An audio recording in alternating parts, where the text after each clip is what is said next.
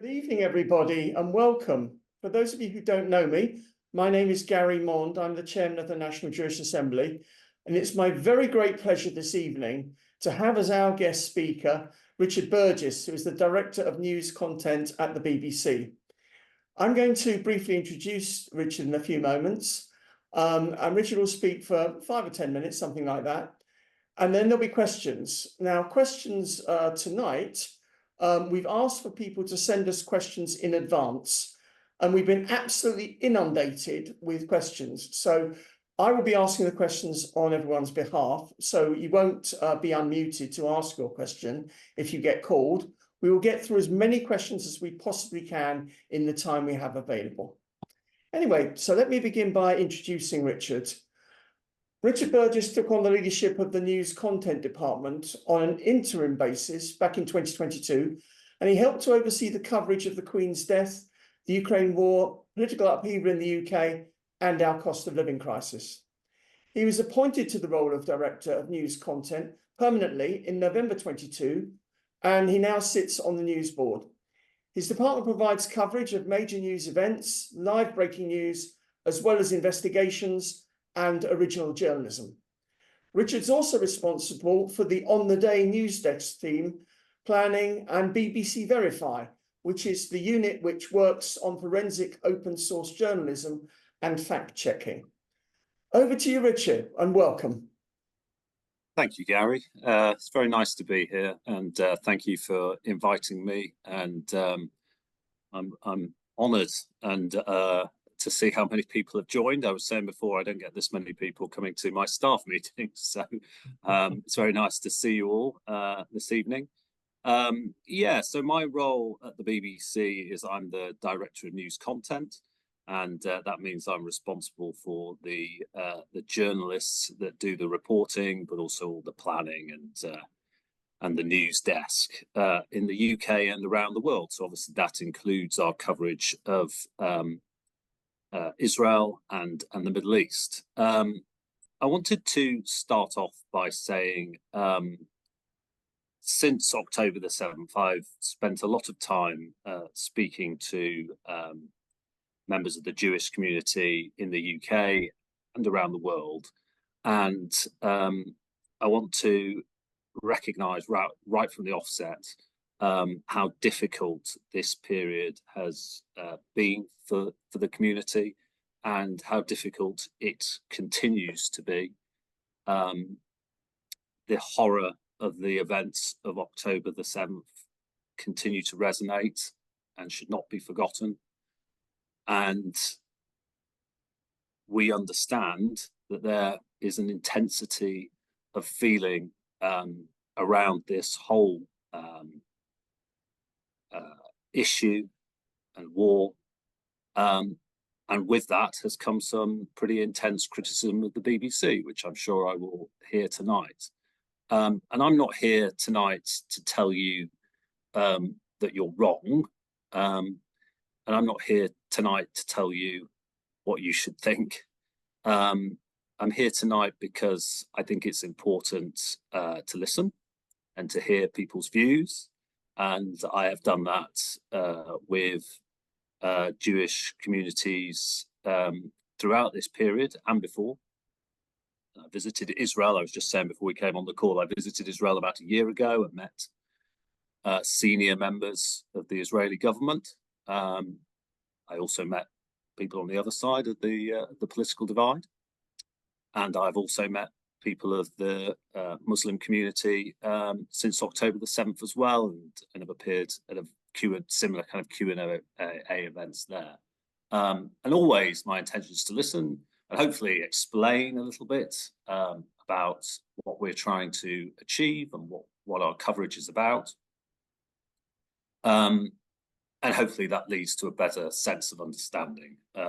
So right from the outset, I want to recognise the strength of feeling, and I'm not here to kind of, I don't think it's massively helpful, if I'm honest, if I come and kind of am just defensive all the time.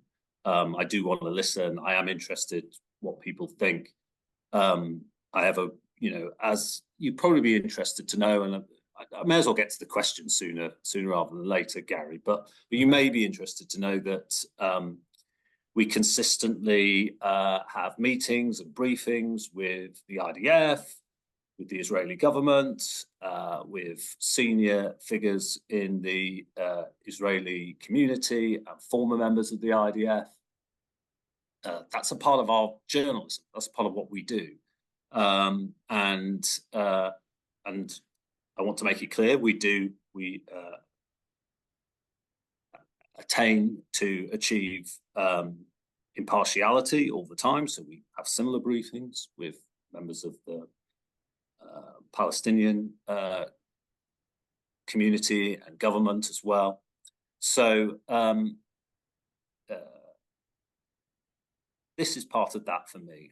It's an opportunity for me to hear from you and to hopefully answer some questions. My responsibility throughout all of this has been to try and provide the fairest, most impartial, most accurate coverage we can of a conflict that is, without question, one of the most difficult to cover for journalists, because it is, as you all know, so contentious and so difficult.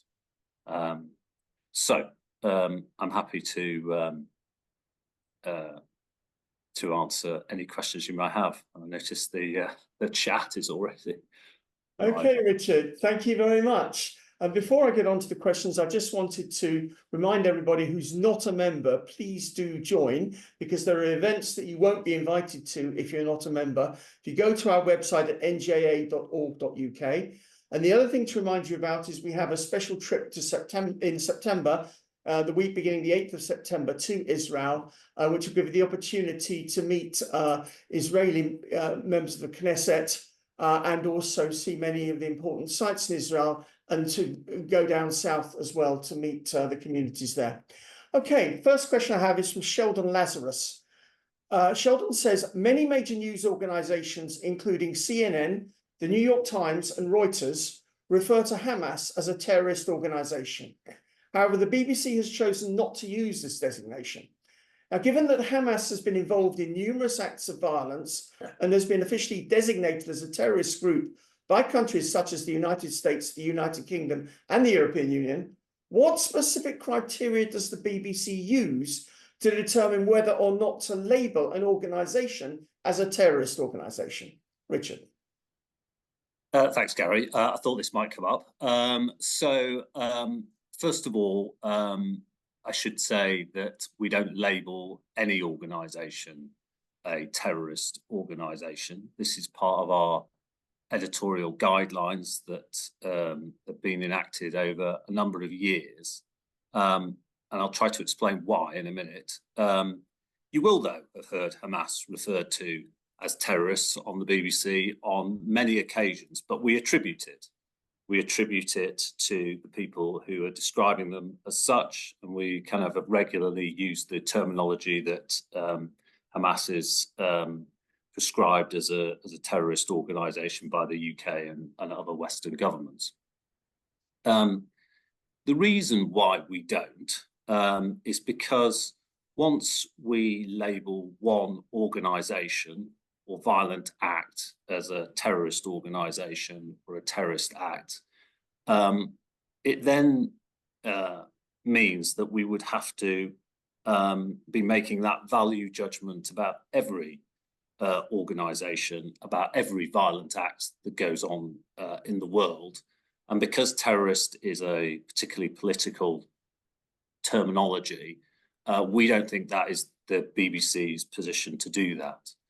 Now, I understand and accept and appreciate that is not a view that is going to be held by many people on this call. And we understand the strength of feeling about it. But we think it's an important principle in terms of impartial journalism that the BBC should not be itself ascribing or describing acts or organizations as terrorists or terror acts. And so instead, we attribute that to individuals or organizations. in truth, I think the most important thing, I think, is for us to report clearly and without any filter, what happened on October the 7th and other acts, of course. But and I believe that we did do that, and we have done that, and we will continue to do that. We described what happened on October the 7th as massacre, murder, war. I don't think anybody watching the BBC coverage could be in any doubt about the horrific nature of what happened on October the 7th, and we will continue to do that, and we will continue to cover what has happened with the hostages. But this is a bit of editorial policy, which I totally understand that some people don't get, don't agree with, think it's wrong. We think it's an important editorial principle. Thank you. The next question is from Joe Scorer. 22,000 rockets have been fired at Israel, and 123,000 Israelis have been displaced from their homes. The coverage on BBC News of attacks against Israel is minimal compared with the coverage of attacks on Gaza. Do you have any stats or statistics at the time broadcasting on Gaza as opposed to the time taken to explaining the horrendous situation on the ground in Israel? No, I don't have stats, and I don't think stats like that are a good way of judging the impartiality of coverage, if I'm honest. And as I said to you, as I mentioned before, Gary, I was at an event in Parliament which was held by the Muslim Council of Britain, and they had literally counted up words that we had used on one side and on the other side, and they used it as they saw clear evidence that we are pro-Israel. And I made the same argument to them. I don't think this is about counting up minutes, hours, types of words. It's about the totality of coverage and reflecting it as well as we can. And I believe we have reflected the impact of rocket attacks from both Hamas, Islamic Jihad, Hezbollah on Israeli citizens and on Israeli properties. We've done that before October the 7th, and we've done it since. But I think rightly, we have also reflected the impact on Gaza of the Israeli airstrikes upon that region. So, of course, I understand that not everybody's always going to agree with the proportionality of coverage. And sometimes I think, I don't think we quite got that right. And I honestly think we're good at saying when we've actually got something actually wrong, we will say we have got it wrong. But I think over the course of the months since October the 7th, we have reflected the impact of the airstrikes on Israel and the Israeli people, and the impact of what Hamas has done. Okay. Next question is a little tangential to this, but different. It's from David Benson. Why did the BBC refer again and again to Israel's siege of Gaza over a long period of time, long before the war began as well, when a simple look at the map would clearly show Gaza is bordered by Israel and Egypt as well?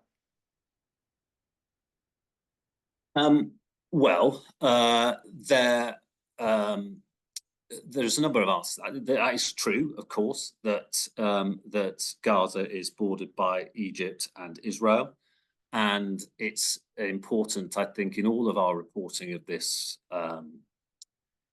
story, that we are as accurate as we possibly can be. And sometimes when news organisations use shortened terms, that impacts on accuracy. But in terms of Gaza and ahead of October the 7th, it is true to say that Israel did control some of the waterways outside and some of the power supplies and water supplies. So there was an element of Israeli control over Gaza, which I think is important that we reflected accurately. But I take the questioner's point about Egypt. Yes, I think the word siege is particularly profound when it is not strictly accurate at all. Anyway, next question comes from Sharon Lucom. Why doesn't the BBC publish information about the weapons that have been found in UNRWA schools and hospitals and so-called civilian homes? And why doesn't the BBC publish evidence of UNRWA employees being involved in the 7th of October massacre?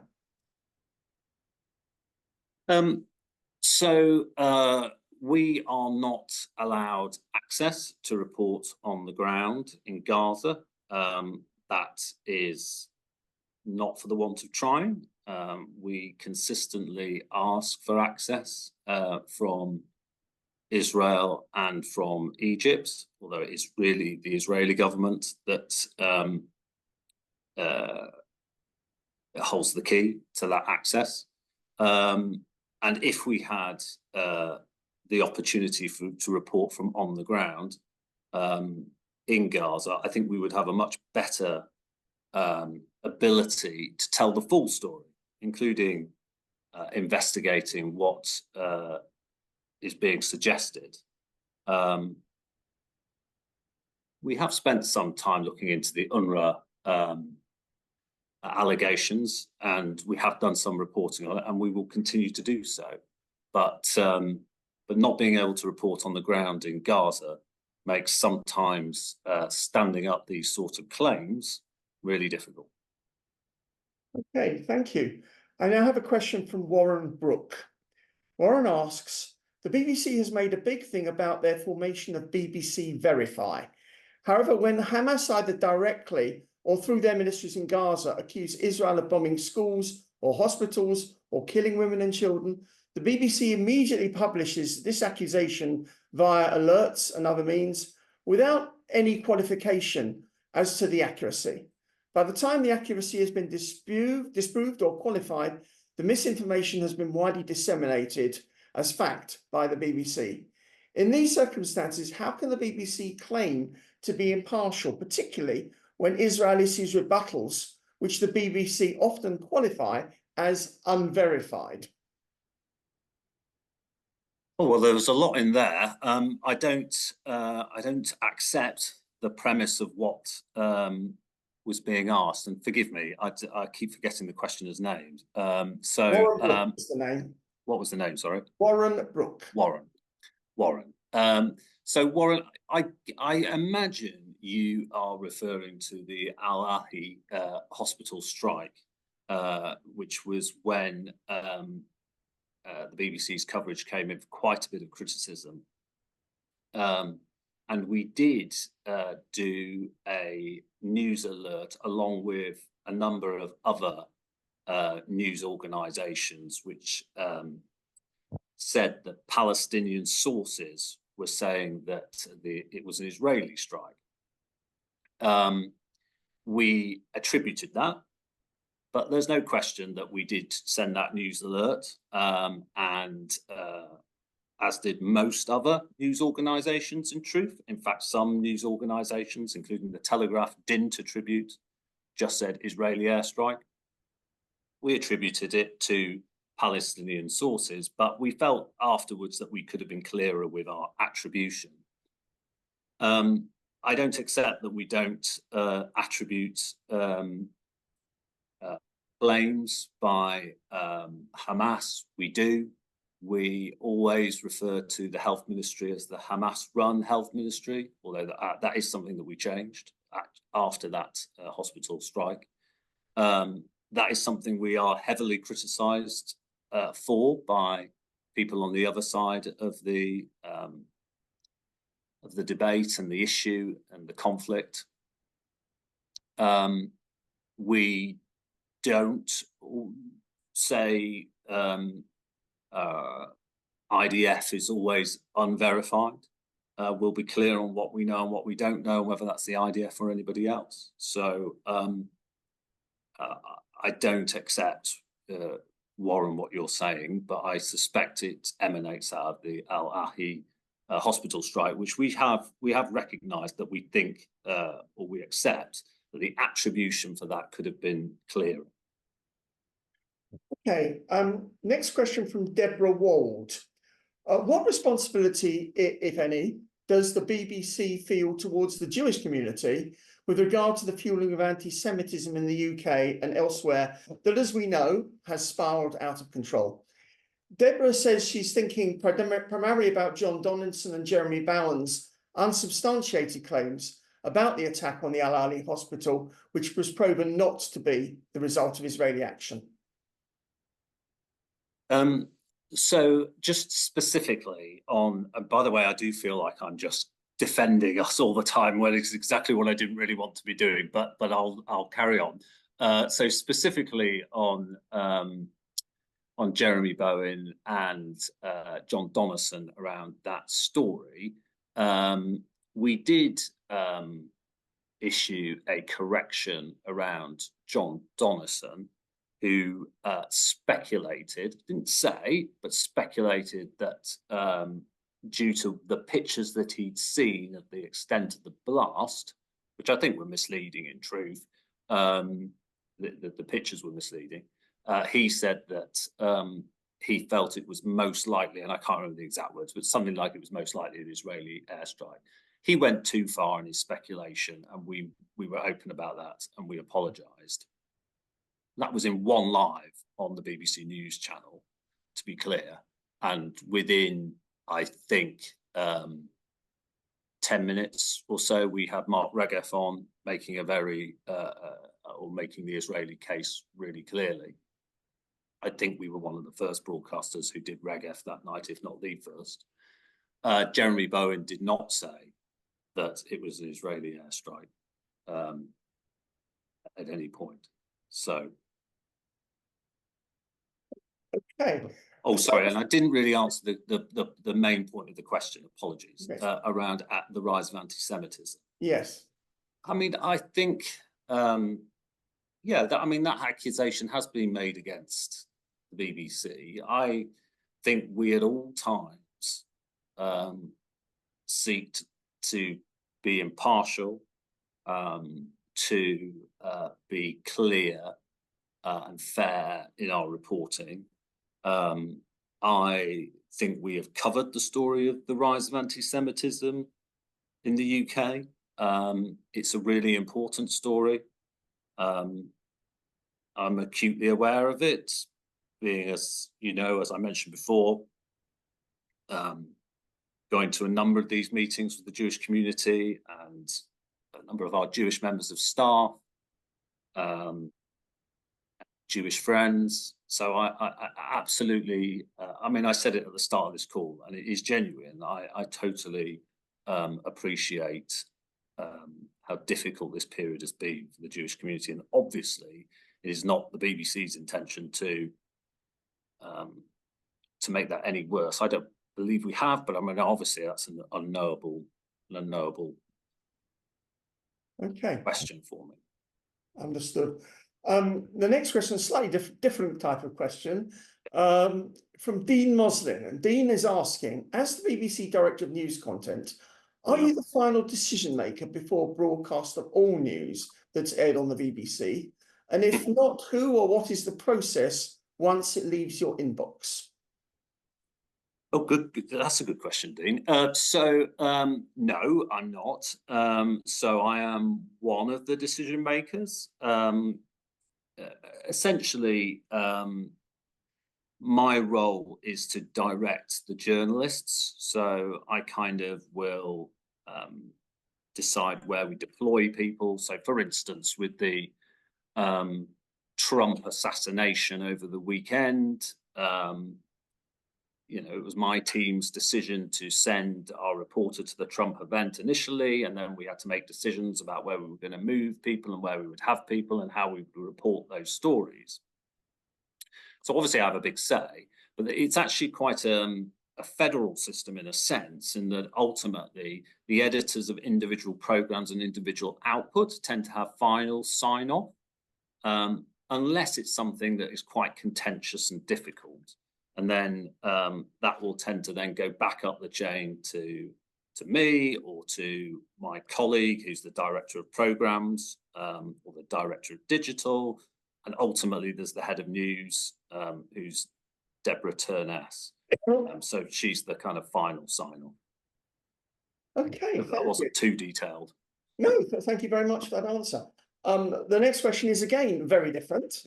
It comes from Barry Epstein.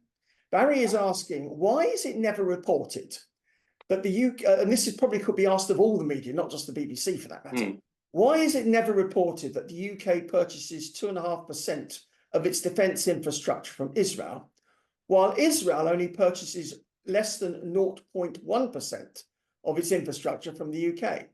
And why is it never reported that MI5 and MI6 have stated that in recent years, many intended terrorist attacks against the UK have been prevented through information gleaned from Mossad, the Israeli offshore secret service? A different question for you. Well, the first part of that question, I think we have reported that, but you, in fact, I'm sure we have, and I've mentioned that myself in kind of editorial meetings, that actually the kind of the amount of weapons that are sold by the British government to the Israelis are really quite small in kind of proportional terms. The Mossad angle, I must confess I wasn't aware of that, so that's interesting, and let me take that away. And yeah, thank you for that point. I'll just make my own comment here, and that is that I think these particular issues will be very relevant when there's a discussion about trying to curtail or stop arms sales to Israel. Yes. Anyway, yeah, absolutely. The next question is from Joanne Tilley. There's no doubt that the Israel-Gaza war includes an extensive and highly sophisticated propaganda war. Particularly with social media, it's relatively, probably completely unprecedented in history. The manipulation of the media and social media is obvious to everyone. And accordingly, the BBC should have been, or should be, and have been, the absolute standard bearer of professional and unbiased reporting. If not the BBC, then for heaven's sake, who? Surely that's your duty to the British people who pay you, yet the BBC has nevertheless made many reporting errors in its reporting. Okay, well, I agree that with the first part that is our aim, and that is absolutely what we should be doing. I don't accept that we've made many errors. In fact, I think if you were to compare us with other broadcasters and other media, we've probably made fewer, but I also accept that we are more high profile. We come under a lot of scrutiny. We have an awful lot of output. So when there is a mistake, that is a significant issue, and our endeavour is to correct those mistakes as soon as we possibly can, which I believe we have done during this conflict. But I'm not sitting here saying, oh, we've got everything right and there's nothing to worry about. That's not, I wouldn't be joining the call if I thought that. I'm under no illusion that we always need to continue to work really, really hard. And it's a good question, because it is a really polarized media landscape nowadays, fractured, sometimes quite toxic. Sometimes I find it a little depressing, when you go on some social media, it feels like people want to have a fight. And I think there is a responsibility on us to try and carve a way through that and provide calm, clear analysis and reporting of what's happened. Thank you. Another different theme from Christina Jones. How does the BBC's Arabic service evaluate the credibility of eyewitnesses, as well as the expertise of its panelists it chooses to interview and then give a platform to? Recent months have seen BBC Arabic broadcasting unverified claims against the IDF by Gazan so-called eyewitnesses, the same people who for years have repeatedly supported murdering Israel's Jewish civilians on social media. Similarly, rabid anti-Semites, conspiracy theorists, and Holocaust deniers are regularly invited in the capacity of being analysts and experts to discuss Israel-related issues with BBC Arabic presenters. Well, I'm not responsible for BBC Arabic, and so I don't think it's appropriate for me to comment in any detail on this. The BBC has issued a number of statements around kind of complaints and criticism of BBC Arabic. I understand that, 5 or so of those complaints have been upheld, but the vast majority haven't. Those are certainly complaints that have gone to the executive complaints unit at the BBC, so the kind of serious complaints. There have been a number of kind of errors in online reporting, but I'm not wishing to diminish anything that the questioner said. I just want to reassure you that all complaints are taken seriously. We should be applying absolutely the same editorial standards to BBC Arabic as we do to any other BBC output. Thank you. The next question comes from Graham Cohen.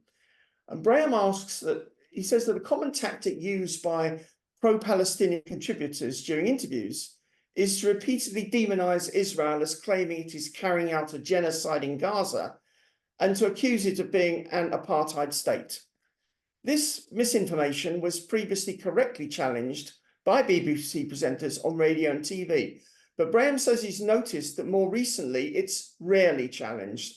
This leaves the impression with the audience that it's a fact that Israel is carrying out a genocide and is an apartheid state.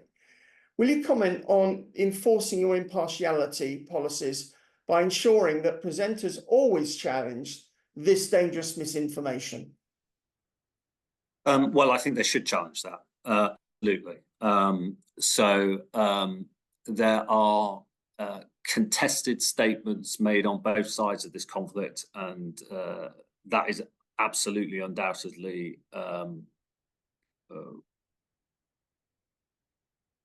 we should absolutely challenge anybody who says that on our output. I can't guarantee what every presenter will do, but because I don't hold that level of power, I'm afraid. But you're absolutely right that if somebody is making that type of claim, a highly contestable claim, then it should be challenged. Okay. Another question on the subject of Verify from Sharon Singer. Where does the BBC get its information from when it purports to investigate and report on through Verify? Well, from a variety of sources. So it depends. I mean, the idea of Verify is that it uses open source journalism. So that's kind of information that's readily available. Might be satellite information, might be shipping information, might be information about population flows, or in the case of Gaza, bombs being dropped by the Israelis. But also Verify will use on the ground sources sometimes, but they should be properly attributed. And just to preempt any questions about this, any affiliations that anybody has should be really clearly made within the reporting. So there's a variety of ways, and the intention is to give as clear a picture as you possibly can about a story, but being really open and transparent about what you know, what you don't know, how you found out stuff. So, for instance, sorry to use the example again, but it's very fresh in my mind because it's dominated my last 3 days. The Trump assassination attempt, you know, we've worked really hard to use UGC video, so video that people have filmed on their mobile phones, to use mapping, to use timelines, to use eyewitness accounts. And the type of journalism we've done there is exactly the type of journalism we have attempted to do in Israel and in Gaza, although I say again, it's harder in Gaza because we, after our staff who were living and based there were left, we've not been able to report on the ground in Gaza, apart from one trip that we did accompanying the IDF. Okay, I want to ask, or rather, two of our members have got similar questions, so I'll take them together. One is Chris Pickford and the other is Gillian Kay. They're saying that as a general point, why is it that the BBC seems to treat everything that Hamas says as gospel truth and everything that the Israeli government says as highly suspect? And also, the BBC seems to give so much respect to Hamas, which is a terrorist organization, and in particular, says nothing about Hamas's neglect in protecting women and children and caring for their needs. An example, of course, is that so much of the aid has been looted by Hamas, for example, whilst they continually seem to blame Israel and promote, while the BBC do seem to constantly blame Israel. It's a sort of bias point I think they're both making. Yeah. No, I understand that. Thanks, Chris and Gillian. So I would point you both to the reporting that we did last week, I think it was, or it might have been the week before, about Hamas and the changing views towards Hamas within Gaza, the resistance to them, the criticism of them, details that I hadn't heard before, that people are nicknaming their donkeys Sinwar because of the contempt that some, not all, let's be clear, of people in Gaza hold Hamas. The beatings that have been happening. I haven't seen that type of reporting about the activities of Hamas and the local and some of the local population's view of them. I haven't seen that anywhere else. I haven't seen that in any other media, and that's the BBC that has done that. Hamas walked off during an interview with our BBC reporter Hugo Bachega because of the strength and the pertinency of the questioning that he was directing of them. I haven't seen them do that with any other media, none. So I don't agree. I think I do agree that. So what I would say is that we will get more interviews with the Israeli side. It's difficult to get interviews with Hamas, and they tend to walk off when you do them with them anyway. And so it can, I think, sometimes see, because we rightly, I would say, question and challenge Israeli spokesmen or IDF spokesmen. I think sometimes it's important that we just ensure that the balance doesn't seem like we're always questioning the IDF and the Israelis and not doing the same for Hamas. So I absolutely take the point that you're making, and it is something that we consider within our coverage. But I would just point you to those two instances. And look, I think there's been many other examples of how we've reported October the 7th. And I would mention that we have a Storyville coming out, 90 minutes on what happened at the Nova Music Festival. It's an extraordinary piece of journalism. It truly reflects the horrific nature of what happened there. So I take your point, and I think it's really important that we continue to challenge Hamas and we continue to hold them to the same level of accountability that we do the Israelis and the IDF. One idea for you actually here is if you could find somebody, a Palestinian, to interview, if anyone would dare to be would be happy to be interviewed, to try to find out why the support for Hamas has fallen. Might it be that they're simply losing, rather than it simply being that ordinary Palestinians don't approve of Hamas's behavior? If you could actually find a Palestinian to interview, to talk to about that, that would be really interesting. Yeah, well, we did within that piece. So yeah, absolutely. We spoke to the guy. Sorry, let me just I'm just finding the piece online. And after we had spoken to him, he was beaten up, so by Hamas. And that was the price he paid for speaking to the BBC. But that was a pretty brave act, I would say. So yeah, just look up Lucy Williamson's piece on Hamas and the public dissent as Gaza war erodes support. Okay. And yet we interviewed, as you say, Gazan on this very subject. A different question now. The BBC's relationship with the Jewish community in the UK. You mentioned you've spoken to a number of Jewish groups or organisations or individuals. I wonder if you could elaborate a little bit more about what you've been saying to them and what they have been saying back to you. And I'm particularly interested to see in knowing what sort of response the BBC is getting from the Jewish public, maybe in the form of emails or letters or whatever, and how you are responding. What sort of complaints are you getting? Are you getting similar to what you've heard this evening, or are there other different points that are being made? No, I mean, of course, similar to this evening. And I recognise the strength of feeling. And what I would say is that in all the meetings that we've had, there is that strength of feeling, but there's also a decency and a respect, which I have been really grateful for. Yeah, I've had meetings with the UK-Israel Future Projects Group, the Israeli ambassador, the Board of Deputies, B'nai B'rith, this group, and others. Our own staff, of course. And, you know, people genuinely feel it and feel frustrated and angry at times. And I recognise that. And we recognise that. And we do listen. And I do take things away. Like some of the things that have been said tonight. It's like, yeah, okay, that's interesting.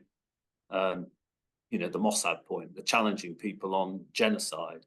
You know, these are important points. And I don't claim that everybody goes away from every meeting feeling, you know, oh, well, that's all right, fine then. But I hope that at the very, very least, people recognise that that we listened and that I've listened, and that we take their concerns seriously. Okay, another question now from Leonid Yanovich.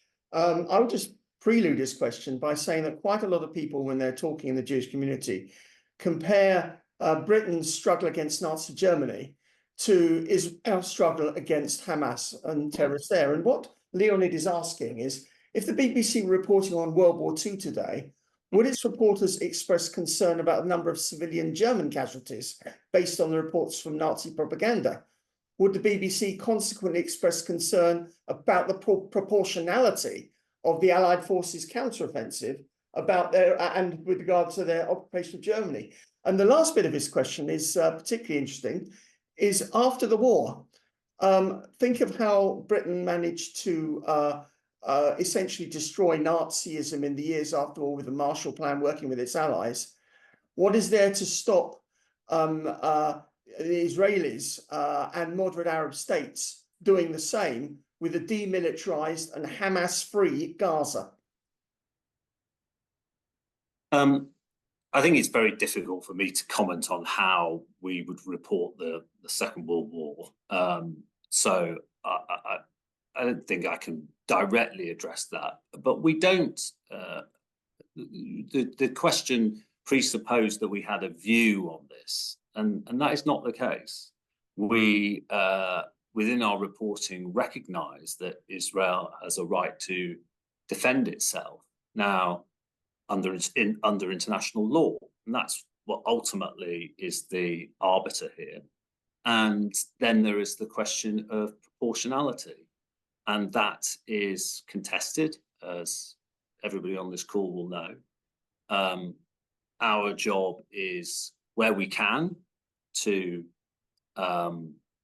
report on the ground and to say what we have seen with our own eyes. And you'll see with the Ukraine conflict, we have been prepared to call out wars and massacres, which we also did on October the 7th. Much more difficult when we're not on the ground in Gaza, and often it's a confused situation where there are claims and counterclaims. And as you will all know, the Israeli government and IDF often will make the point that civilians are used as shields, and that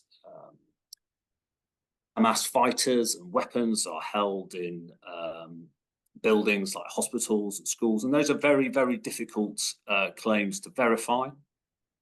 That doesn't mean that we don't believe them. It just means we are not able to verify them. And so I think, as far as this conflict is concerned, it's just important that we reflect what international law says, and say what we know and what we don't know. But of course, we are going to report on the human stories of death and killing in Gaza.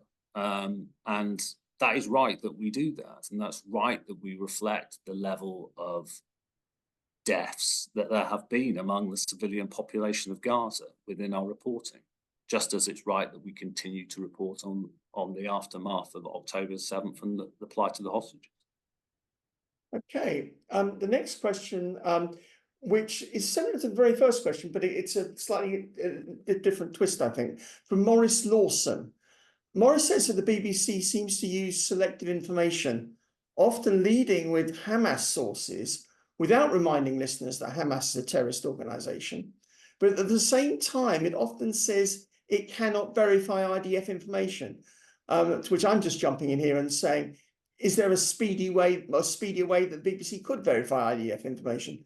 So Maurice is saying this leads to a conclusion that the BBC pursues a slanted agenda against Israel, in the same way that it and some other organizations have, probably before Saturday night, I stress, pursue a slanted agenda against Donald Trump.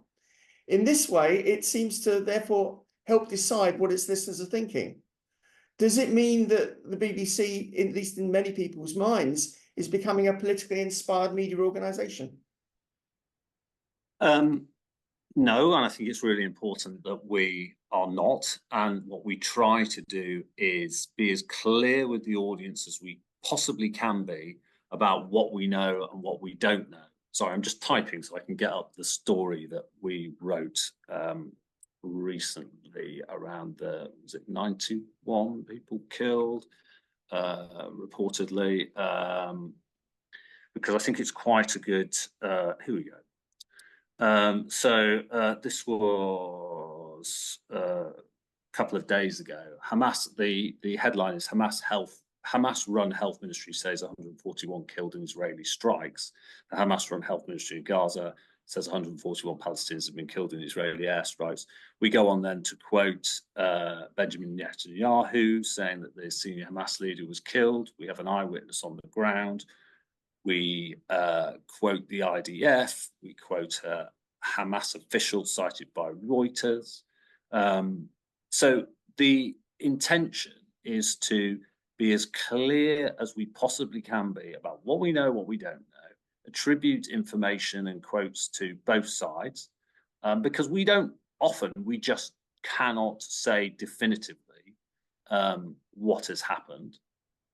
Sometimes we can, but not always. And the reason why I'm just telling you about this story in particular is I got exactly the same type of complaint that you're making from the other side, who said, "Oh, you're doubting what the health ministry are saying. Why are you saying Hamas run health ministry? And why are you putting the IDF so far at the front? And why have you given so much credence to what their claims are? The whole story seems to be about what the IDF and what the Israeli government says. Shouldn't you be reflecting the horror of what's happened in these Israeli strikes?" So I guess I tell you that because there isn't always one point of view on these things. And for us, it's about navigating our way through and trying to be as clear as we possibly can be with audiences. Thank you. Now I'm going to ask our Managing Director, Steve Winston. Steve, I believe you have a question. Yep, thanks, Gary. I was just unmuting myself. Richard, I'm not sure if you're aware, but just over a week ago, there were two Israelis who were in a car and their car was hit by a Hezbollah rocket fired from southern Lebanon into sovereign Israel, and they were killed. But to date, we cannot find any evidence of any BBC coverage of that, and we'd like to know why. Considering your statements here this evening about how it's incumbent upon the BBC to report on the loss of life in this conflict, in Gaza, but we would expect that, okay, whilst the world's eyes are and the BBC's eyes are very much on Gaza at the moment, it's no secret that things are very tense in the north, and that there is a lot of agitation coming from provocation coming from Hezbollah. It's almost like, we're left feeling, sorry, just to end off the questions, it's almost like we're left feeling that, Jewish lives don't count. So, yeah. Okay. Steve, I'm not dodging the question. I'm genuinely not aware of that story and why we haven't covered it. It sounds like we should have done, but I'm literally not across it. So, so I can take that away and have a look at it and get back to you. There's a lot of different reasons why some stories get covered and some don't, and not every death in every conflict is covered, of course, as you will all understand. And there can be a variety of reasons why something will get covered and something won't. And I worry there are major conflicts going on in the world, in Ethiopia, in Sudan, in the Congo, in Haiti, that don't get the level of coverage that Israel Gaza gets. And that worries me, that, and there is an awful lot of deaths that are happening there. And why is that? Well, partly because of the level of audience interest in Israel Gaza, partly because of its strategic and global significance. But, life is a life, as you rightly say, Steve. What I would say specifically on Hezbollah, I agree with you that it's a really important story that we cover. Rest assured, I'm saying that to my teams a lot, and I believe we have. We've done a lot of coverage. We did an excellent piece of reporting from, I think it was Lucy, it might have been Jeremy recently, on the border with Israeli communities and people who kind of had to abandon their homes, but were moving back in despite the rockets. But we need to continue to tell that story, and of course it's one that could escalate as well. Okay, thank you. Gary, you're muted. Sorry, could I thank Steve very much and thank Richard? And now I'm going to call on Keith Rowe, one of our vice chairmen, to propose a vote of thanks. He may have a question first, I don't know, but I'm going to hand you over to Keith. Thank you, Gary. Thank you first of all, for putting all of our members' questions so clearly and succinctly to Richard this evening. We've certainly covered a lot of ground. Richard, one of the topics that has dominated conversations across the Jewish community, particularly since October the 7th, is the media coverage of all of the attacks and everything that's been going on in Israel, in Gaza, in Lebanon. The media coverage is a huge topic of conversation for us all. And the BBC, as our national broadcaster, has a particularly unique responsibility. So on behalf of the NJA, first of all, I'd like to start by thanking you for taking the time to come into the lion's den, take the criticism on the chin, and hear what it is that we have to say. It has genuinely been a very difficult time for pretty much everybody in the Jewish community since October the 7th. We have felt what is going on personally. I would think a huge percentage of the Jewish community know people directly involved. I certainly do. I know people, I have relatives living on the border with Gaza. I know people, I have relatives currently serving in the IDF who've been called up, ordinary boys and girls. You have bravely taken the criticism this evening on behalf of the BBC on a very wide range of issues. You clearly now know, if you didn't before, how we feel and how we see what is happening across the media, and particularly in the BBC. I would say that it remains to be seen how this evening's comments have actually affected your thoughts on these issues, which, as I say, have a very real day-to-day effect on our community. And I would say that the NJA is available to help you to understand the ramifications and the effects of BBC coverage. And I would like to think that we could be constructive with you and help to affect your actual coverage before it goes out, rather than just criticize afterwards. So if you want to use us in that way, I'm sure that all of us involved are here to help you. So I would say, please stay in touch. Please feed back to your board and journalists how your coverage is seen in the Jewish community.